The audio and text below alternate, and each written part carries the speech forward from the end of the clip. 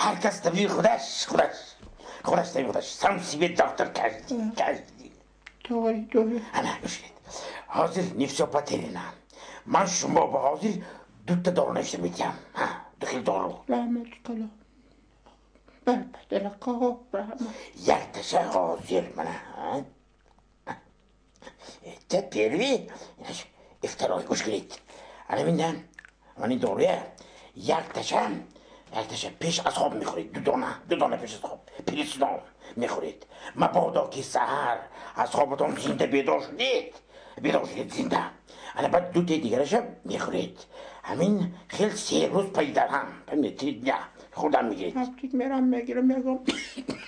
yagam netice meydana gidiyor. خودم میگیرید بعد نتیجهش رزولتات معلوم میشد یا این طرف میشد یا اون طرف شوخی میکنم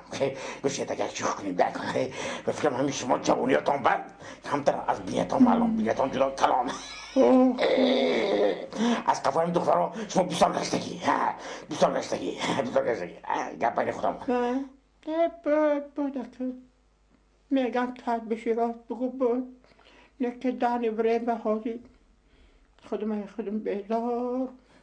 معلش خدا امید توی سلامت باش من دورگید جواب روید بود طرف توک یونگو زنده باش سلام علیکم приветик بی مرحمت کنی давай تستر کن مرحمت پس پرده گذارید پس نام شیرم با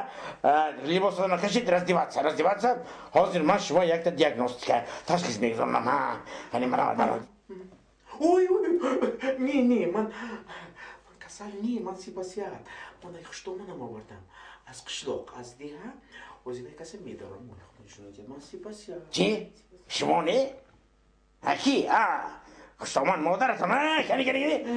سلام علیکم دادن سلام که نگفتن در آمدی و کرتت بکن نه بیزت نه لازم مشد نه بشد نه نکشم مهم نه شما فقط همین دهانتون کشوید من زبانتون بینم تمام من با میکفایا معلش کمی درمانگاه شما باید امید و آرزو آمدم خواهش میکنم دادر زاری دارم زوری نه